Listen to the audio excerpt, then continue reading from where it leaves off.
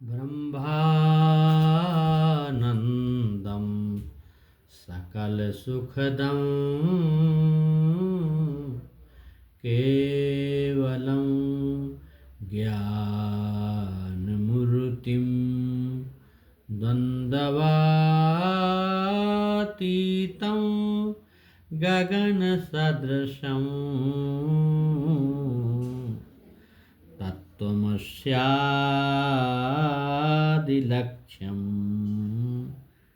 बोलिए सद्गुरुदेव भगवान की जय। बढ़िया सुंदर रमणीय है। यहाँ ये पहाड़ से घिरा हुआ ये स्थान है। आनंद से यहाँ अपन सब लोग बैठ करके सद्गुरुदेव भगवान का जो ये प्रसाद है इसको सबको समझाने का, बताने का ये प्रसाद जो है वो वितरण हो रहा है। ये भगवान का, परमात्मा की निकली हुई जो आवाज़ें हैं वो सद्गुरुदेव के द्वारा जो पकड़ में आ रहा है और जो समझ में आ रहा है वही बताने का प्रयास यहाँ कर रहे हैं। कल हम बताए थे कि राम का जन्म जो है वो 9वीं तिथि मधुमास पुनीता शुक्ल पक्ष अभिजित हरिप्रीता मध्य दिवस अतिशीत न घामा और पावन काल लोक विश्रामा।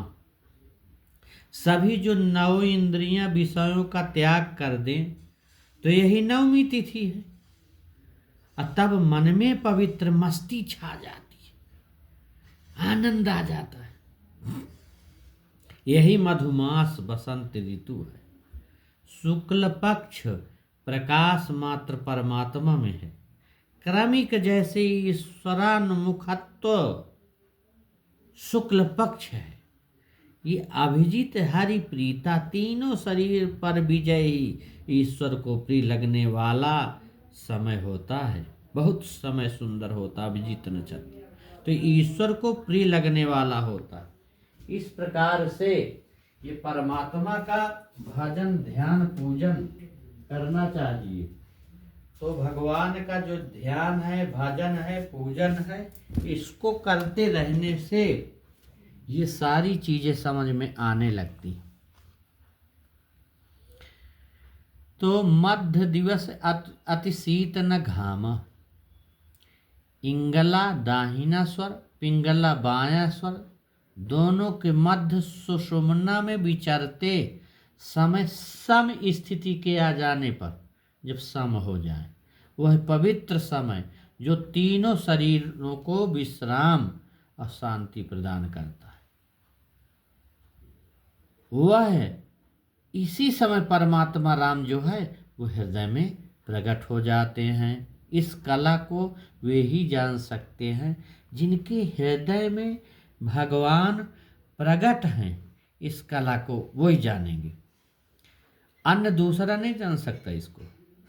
जो भगवान मन, वाणी और शरीर से नहीं जाने जाते, बुद्धि नहीं जान सकती, ज्ञान गिरा गोतीत हैं, उन्हें बालक रूप में बाहर कैसे माना जा सकता है।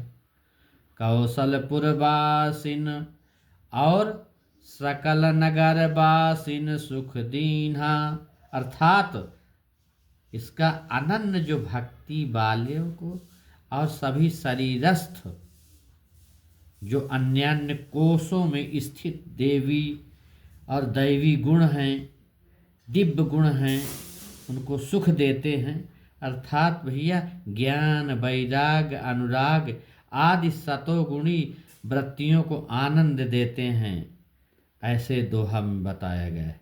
ऐसी स्थिति में साधक के हृदय में प्रेमा भक्ति द्वारा परमानंद जो है वो पूरा छा जाता है। यह आनंद चरित्र प्रभु का कोई भक्त जिस पर प्रभु कृपा कर दे वही जान सकता है। सीकरते त्रैलोक सुपासी।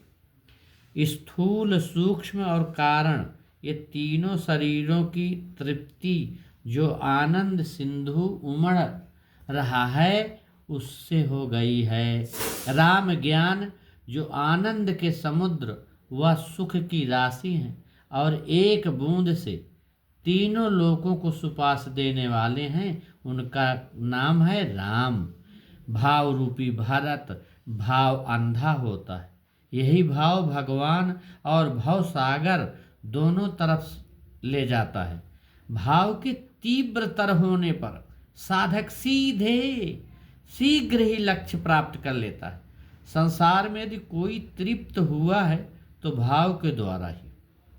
शत्रुघ्न सत्संग रूपी शत्रुघ्न है। काम आदि विकारों का समन सत्संग से ही हो जाता है।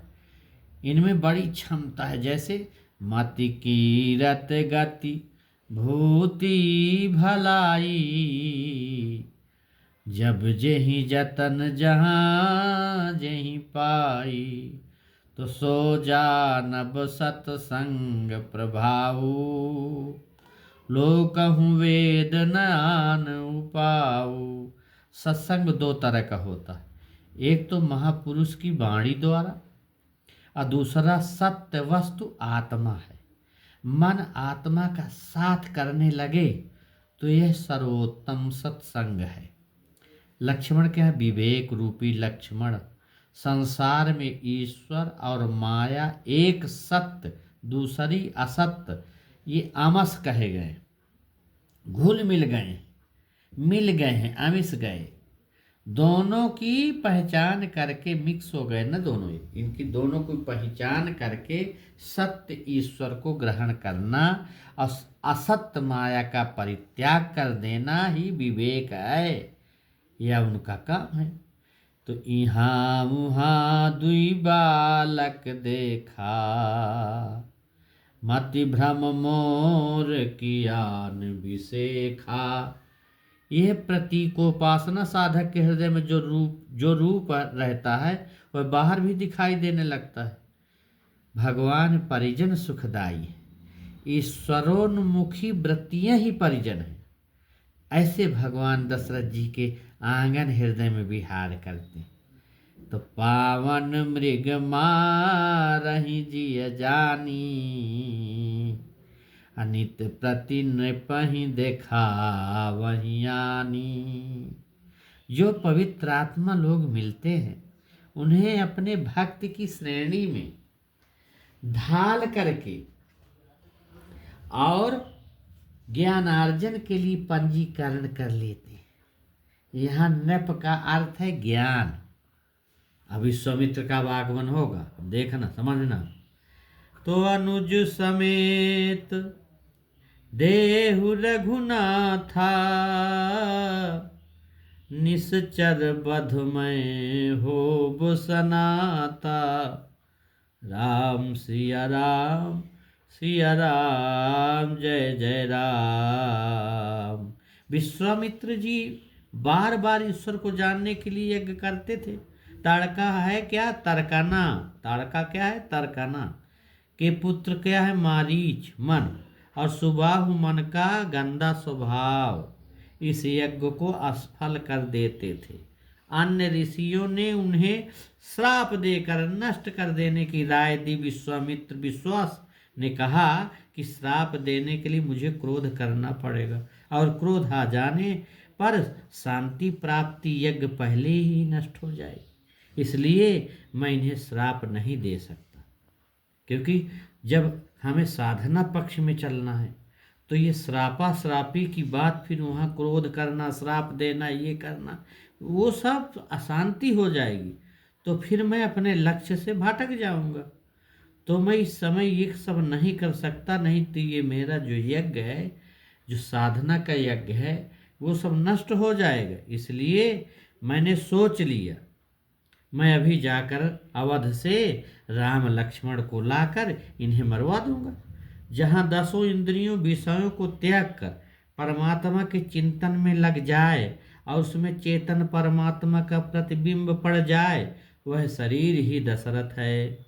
राम ज्ञान है गे, आयन सा ज्ञान, ज्ञान हृदय में आता है। लक्ष्मण विवेक नाम है। विवेक सत्य और असत्य को अलग करके असत्य को ग्रहण और असत्य को त्याग कर देने की क्षमता है। यह भी हृदय में ही रहता है। ईश्वर में दृढ़ विश्वास, विश्वामित्र आ जाए तो साधना में प्रगति हो।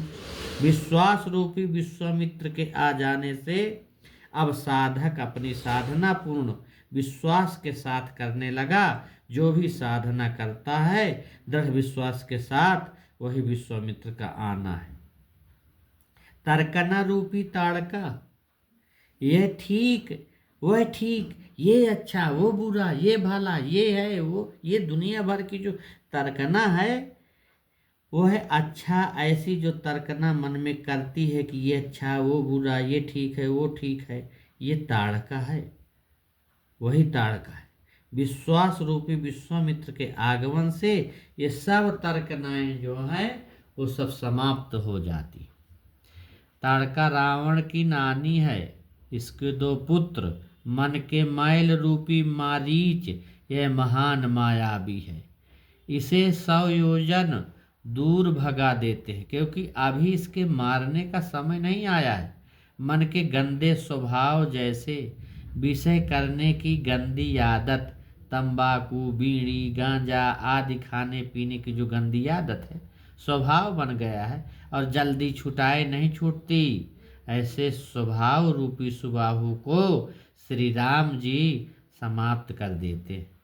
लक्ष्मण विवेक के द्वारा संपूर्ण सेना का विनाश करा देते, अर्थात विवेक बुद्धि द्वारा, ये जो हमारे बुद्धि द्वारा असत विचारों को त्याग कर देते हैं और इसको हटा देते हैं। जो तमाम असत विचार मन में है और सत विचारों में दृढ़ता से प्रवृत्ति हो जाती, वही ताड़का वध है।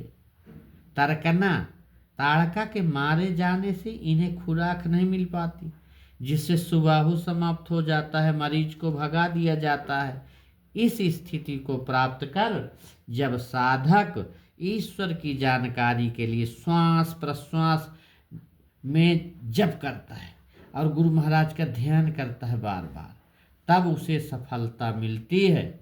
और तभी वह चित्त की जो चंचलता है ना, वही चाप को तोड़कर, चंचलता रूपी चाप को तोड़कर अर्थात चित्त का निरोध कर और शक्ति रूपी सीता को प्राप्त करता है। गौतम नारी श्रापवश उपल दे धरि धीर, अचरण कमल रज चाहती, कृपा करहु रघुबीर। अहिल्या माने अनुराग, हा आ माने अनुराग, हा माने हृदय, अल्या माने ईश्वर चरणों में लग जाना, लव लग जाना।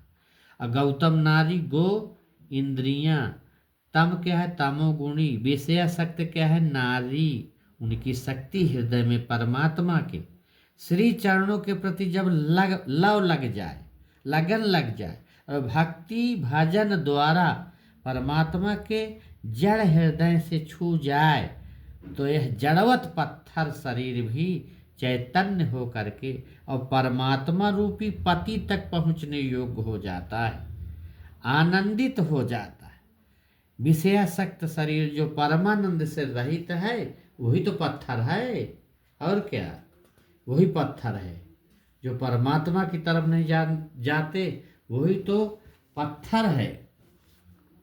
तो जहाँ गए जहाँ जग पावनी गंगा, संसार में यदि कोई पवित्र हुआ तो मात्र ज्ञान से, नहीं ज्ञानेन सदृशम, मात्र ज्ञान की प्राप्ति से हुआ है, अर्थात ज्ञान परमात्मा की जानकारी प्राप्ति की। बेगी विदेह नगर नियर आया, योग रूपी जो जनकपुर आत्मा और परमात्मा के मिलन का नाम है योग। योग से एक तीसरी चीज शक्ति सीता पैदा होती, जिससे योग प्रकट हो या वह शक्ति प्राप्त हो, उसका पुर अर्थात समाज, उस शक्ति जो सीता को जिसने प्राप्त किया और करेंगे वहीं से प्राप्त होगी। इसलिए जनकपुर है। वहाँ का समाज कैसा है? सभी ऐश्वर्यवान पवित्र संत धर्म में प्रवृत्ति ज्ञानी और गुणी हैं, अर्थात योग प्राप्त होते समय ये सब गुण आ जाते हैं। बाहर ऐसा कोई नगर नहीं है जहाँ बुरे लोग ही न हो। तो बर बस ब्रह्म सुख ही मनु त्यागा। इनहि बिलोकत अति अनुरागा। महापुरुष ही जनक है, वे ही राजा हैं। योग और ब्रह्म अभिन्न है।